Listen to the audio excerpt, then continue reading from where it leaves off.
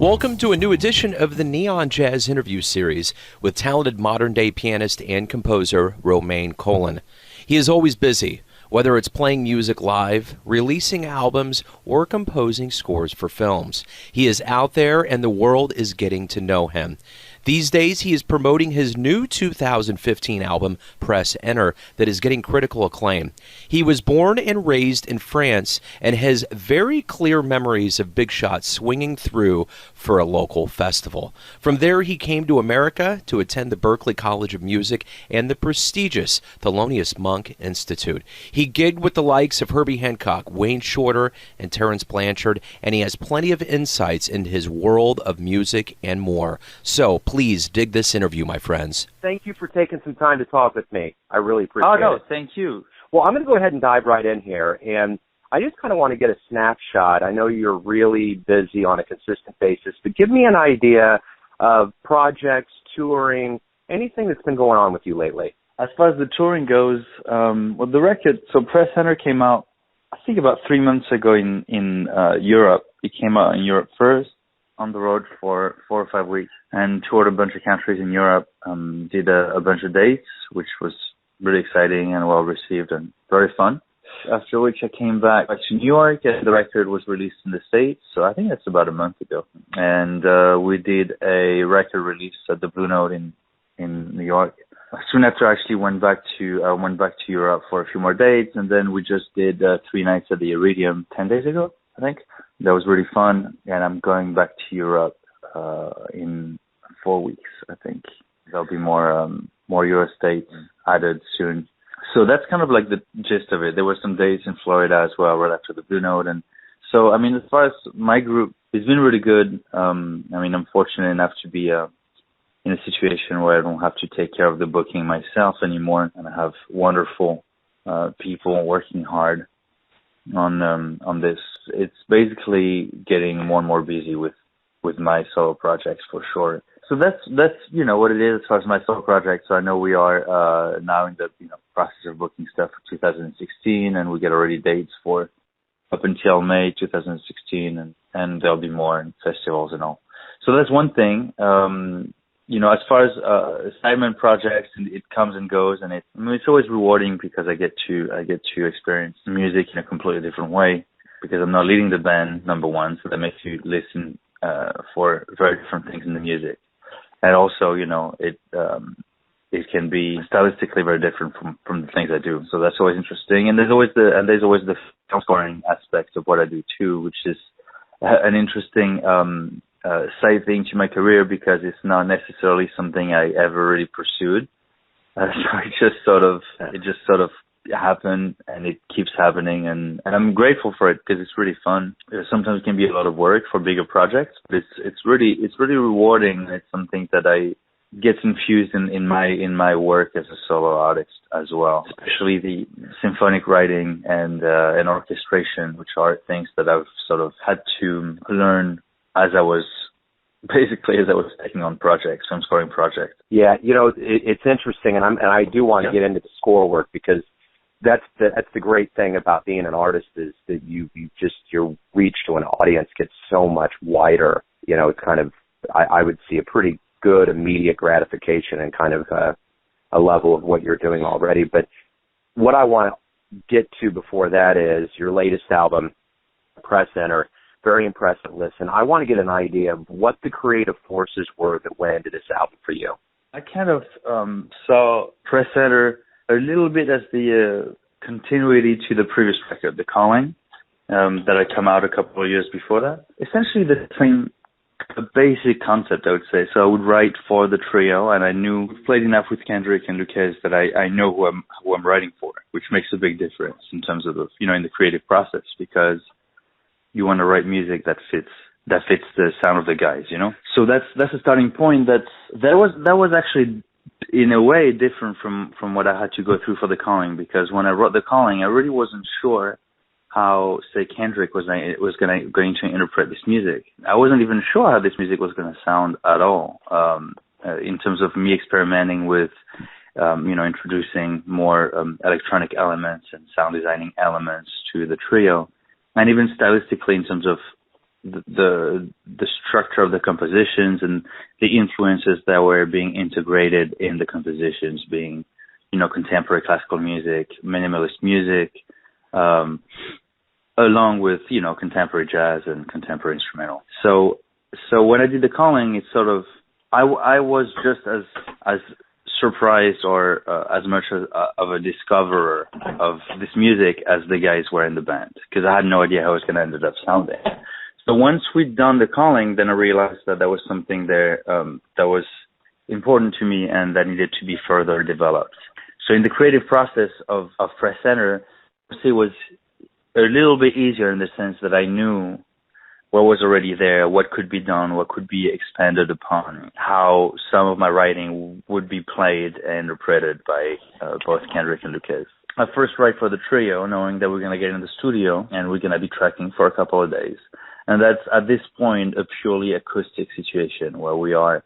There's no synth, there's no post-prod of any kind. So we're really it's just like lead sheet, interpreting music that we've rehearsed, or played, recording as a band or recording as a trio. At this stage in the process, it's as close to a quote-unquote jazz trio as you'll get.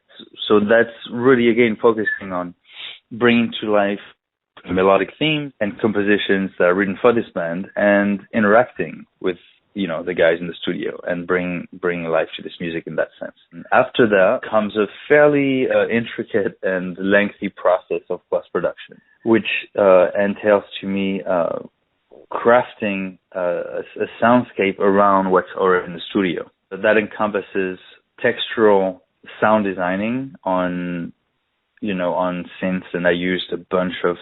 We worked with Jeremy Lucas, who was engineering the record, fantastic engineer and musician, and so he has a ton of vintage gear that sounded great for what I was looking for. I mean, so the synths were totally out of tune. The oscillators can't even hold, and I really actually love that. I think it brings a lot of depth and grain and life to the music.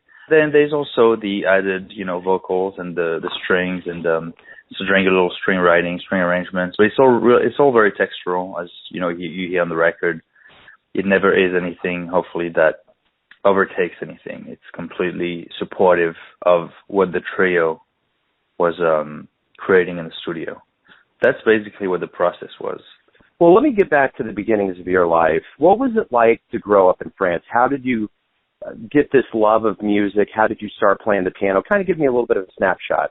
I started when I was 6 years old, and I started with classical music. My grandmother was a pianist, and she basically got me started, and she gave me lessons. She was very patient. I then went on to study at a conservatory in the south of France, where I'm from, and I did that for, 5 years after that. So, I basically grew up learning classical music. And to be fair, I was not a very hard worker as a kid, and I can't really say that I was very receptive to the language of classical music. That came much later.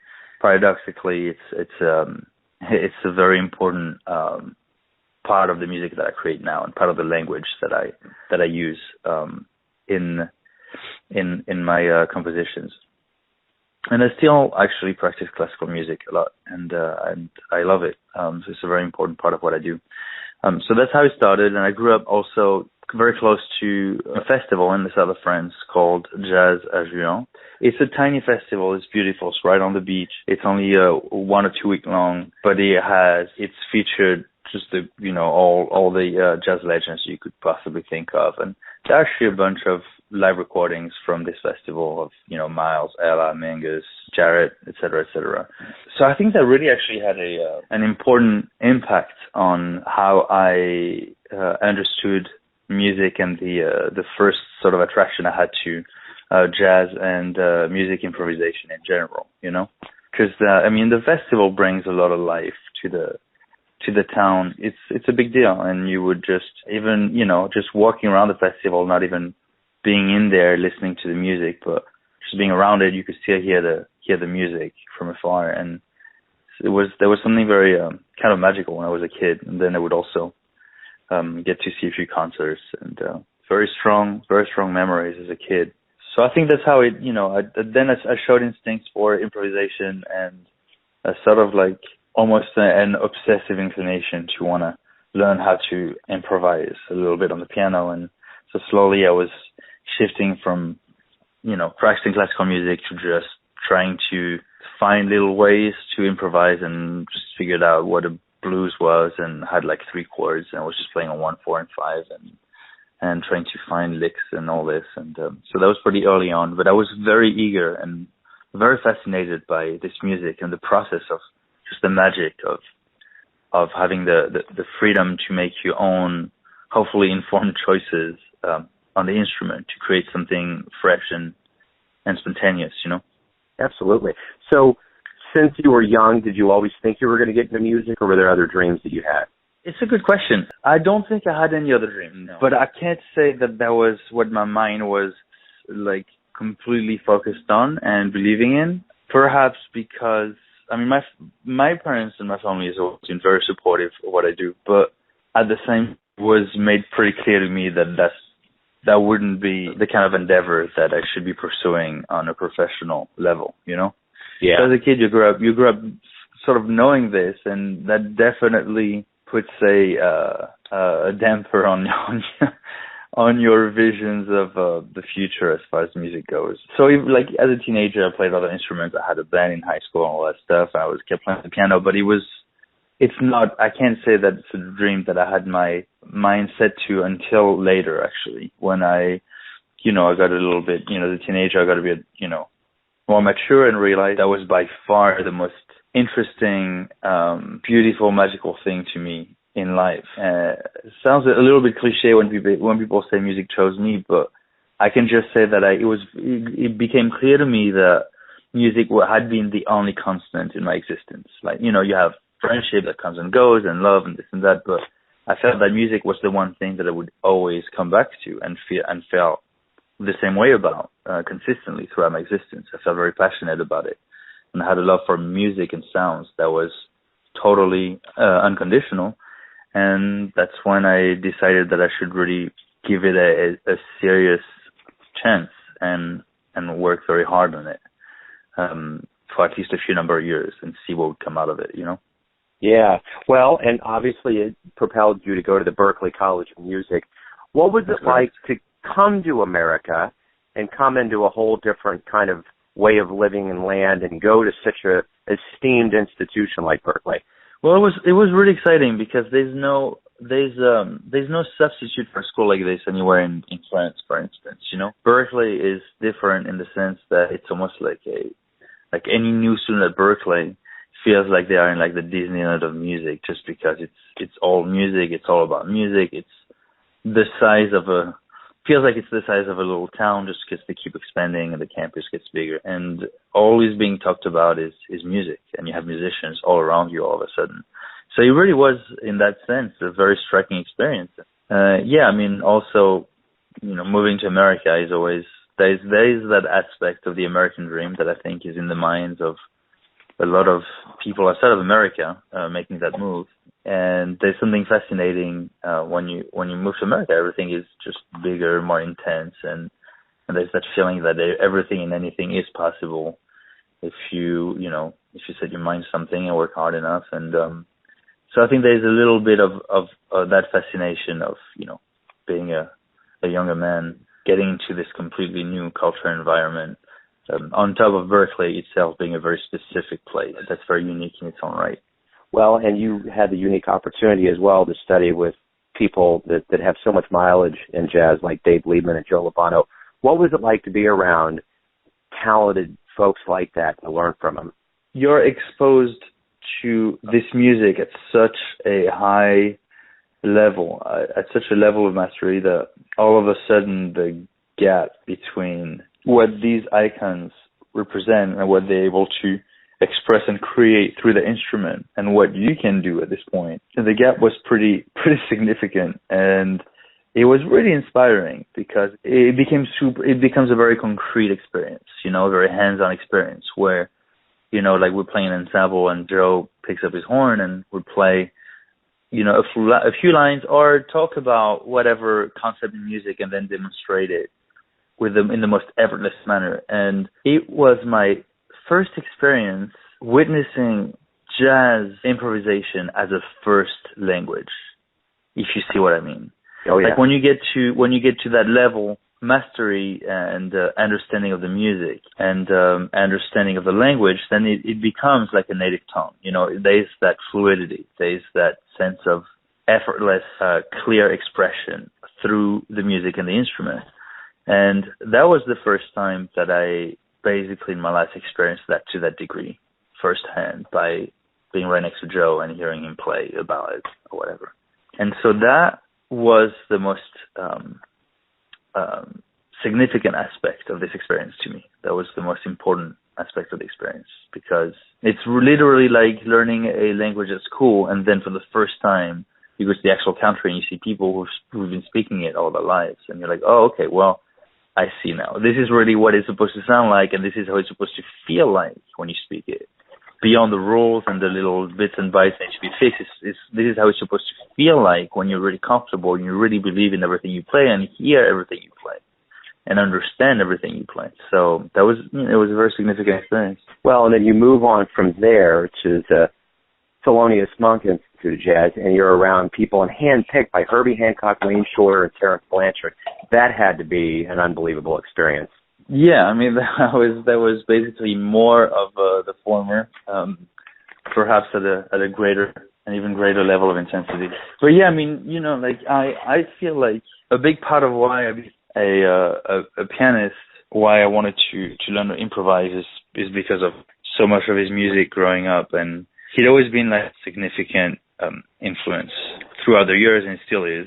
And so obviously for me to get the opportunity to go to this live audition, you know, and Wayne as well. I mean, same applies to Wayne, you know, I'm listening to Weather Report growing up and a lot of Wayne's music. And for me to be able to be in this room and just even shake their hands and say hi and for them to take whatever time, half an hour to get to hear me play was already in and of itself a beautiful experience that I was grateful for. So I wasn't necessarily even thinking about being admitted to the Monk Institute at this point. I was just grateful for the opportunity of being there and meeting them. And yeah, I mean, Terrance was there. I think Ron Carter was there too. I think Ron was there. Yeah, so that in and of itself was an incredible experience. And then, you know, as it happens, things worked out. Yeah. Well, so along with the albums that you've released, you've also toured and recorded with a lot of people, like I said, Ron Carter, Charlie Hayden, Mulgrew Miller. How much do you grow when you're around talent like that? A lot of this actually happened as I was at the Monk Institute, because that's the way it's designed, you know. They have you, they put you on the road and they have you, you know, tour with, you know, we toured with Herbie and Wayne for like weeks at a time, spend a lot of time even sightseeing and hanging out with them as much as we played.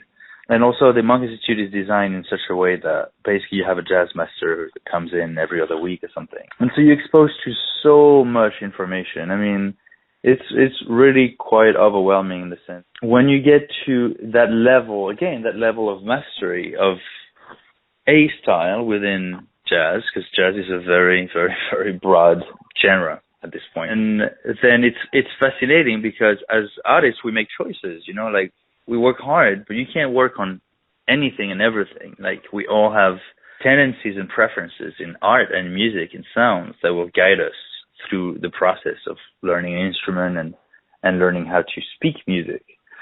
So we make choices along the way, and so, you know, you get to learn from any of those masters. They've made choices, and they have their particular aesthetics and take on improvisation and jazz and music, and they can display those musical and artistic perspectives in such a clear and strong, crystallized manner, because that's how they got to where they are.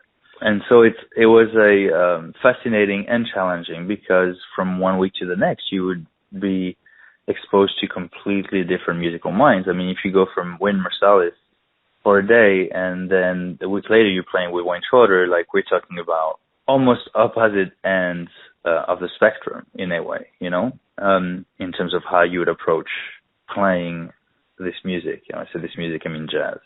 So, when you said how much do you grow? I mean, you grow tremendously. There's no question. Around this time period, so much of it happened very quickly, intensely, and one experience after the other. So only years later do you start realizing how much you really learned from it and how much was absorbed, and So the other thing that you had touched on up front was about doing scores for films, and with Malala is one that's getting ready to come out. Ringo, there's been a host of others. Not only what has that experience been like, but how do you switch tracks from that jazz improv approach that you have into doing something that has to be a little bit more confined and rigid, like composing? Answer is just it's quite simple in a way. I don't think composing is quite as rich as it seems. I don't think jazz improv is quite as jazz as it seems. I don't necessarily see myself as a jazz pianist, although that's often what's being said in the press, or I guess it's a way to put it. But I don't know. I see myself first as a pianist and composer, of music, and music is a very elusive thing. I mean, it's organized sounds I guess you could say that. I mean, one type of organization of sounds can sound like total chaos to somebody else, et cetera, et cetera. So it's a very elusive thing.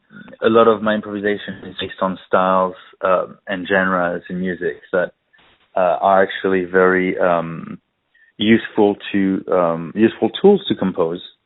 And also, I'd say that a lot of the time when I score a film, I do it in a very improvised-like manner. So I will look at the whole thing once and sort of intuitively hear cues in my head and see where there should be music on, that's a pretty straightforward process. I watch the movie, I'm like, okay, cool, it's kind of music there, only 45 seconds of music there, blah, blah.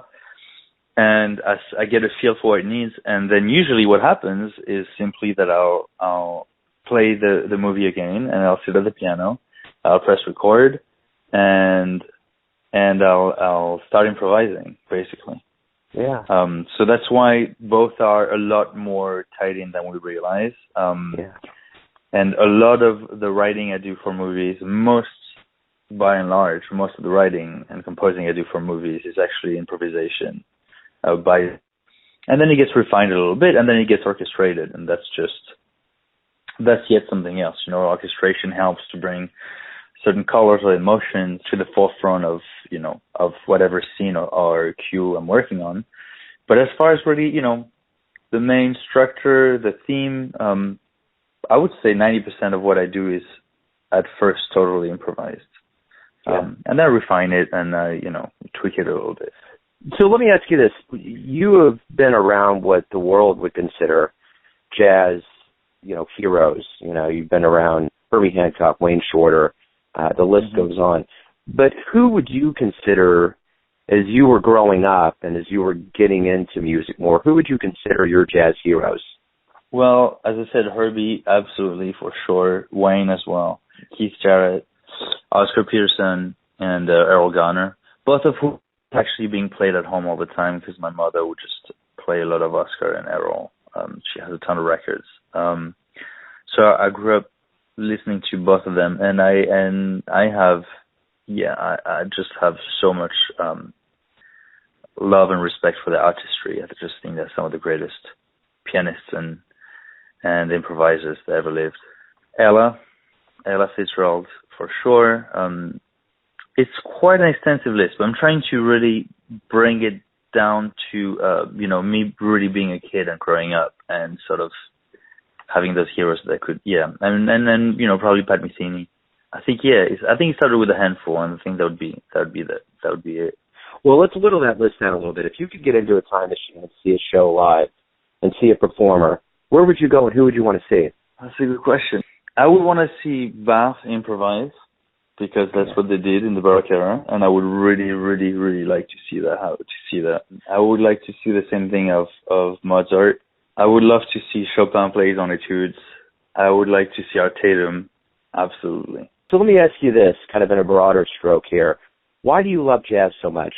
Freedom of expression, I think, is basically the best way I can sum it up. Because and again, when we talk about jazz, I feel like it's become such odd and elusive notion.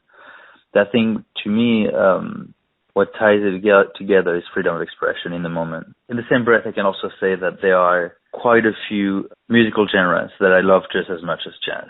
And I mean that in a totally honest and truthful way. I feel like jazz sort of carried a music. It's not just a piece of art that should be put in a museum necessarily. It's not a perfect thing. It's not something that needs millions of hours of production with like 10 producers in a studio to make a hit.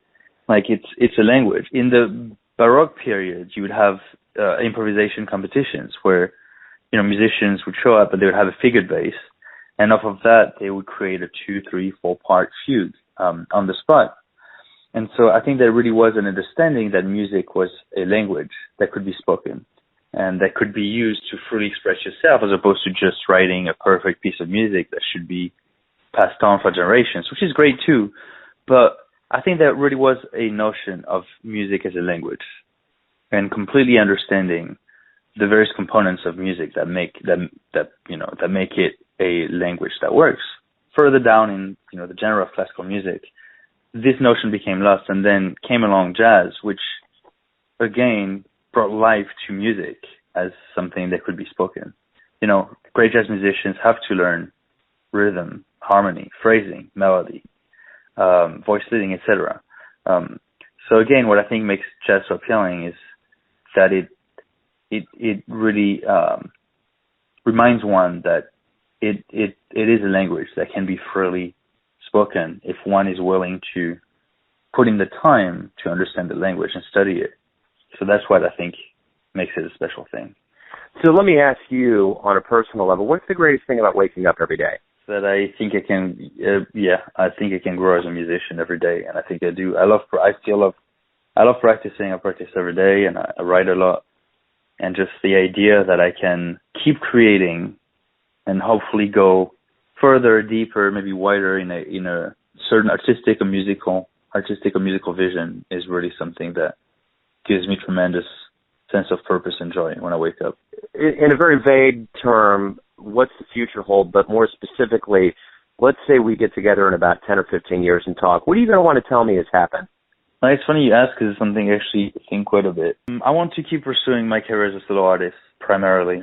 That entails some group work, like I have done with a trio. It could be another type of ensemble. In the future, I think he would also morph into a sort of a bigger audiovisual experience, I think. But that's for quite a bit down the line. Before that, I will just keep creating sounds that I need to explore. And along that, I would like to keep furthering my career as a solo pianist.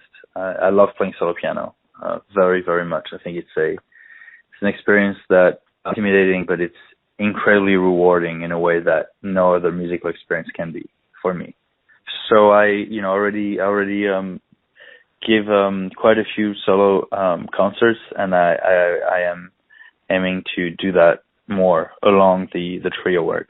And on the side, I would love to keep doing some film scores and hopefully work on a few big productions. That'd be fun. Being around somebody like Herbie Hancock, for instance, they've left such a huge mark on jazz. And it's very clear the mark they've left on the music world already, and they still have a career to go. When you look back, when you get to a point where you're his age and you've had that much mileage behind you, what are you going to want to be happy that you did for music?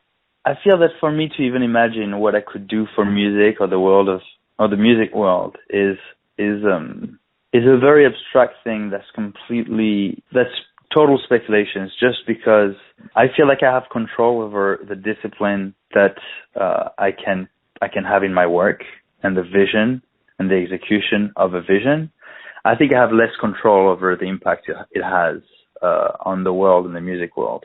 There are a lot of variables in there, numerous variables that come into play, and I feel that while these variables are totally out of control, I keep that in mind. And if things go well, and I'm really grateful. I mean, Press Center is being very well received, and I feel that I've had a lot of love and support, and that's great, and I'm absolutely thrilled by that. I feel like, to answer your question fully, like what kind of impact do I wish I would have on music and the music world, it's an answer that would have to deal with an equation that encompasses that entire part of a career, which is the business of music and how things evolve, and on that end, and within that realm, I think there's a lot of unknown. There's a lot of stuff that's outside of my control. So because I know that to be the case, I just want from myself to be working extremely hard every single day to put as much of my vision, hopefully the entirety of my vision, if there is such a thing, to fruition, and to express in the most uncompromised, most honest, the most visceral manner what it is that I believe in as a musician, as an artist, and as a person. That's my goal. And my goal is to do that for hopefully as long as I live. I believe if an artist does that, then, it leads to strong, singular art. That's what I aim for. Now, as to what kind of an impact this will have on the world, that I can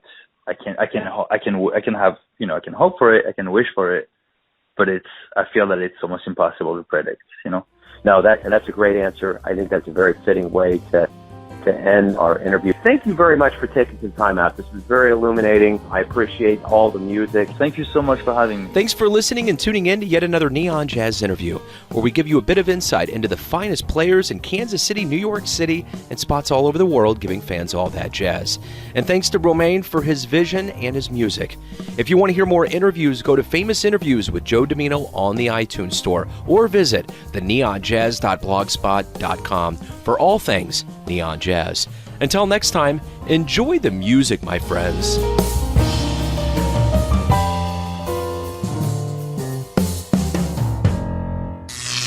Neon Jazz.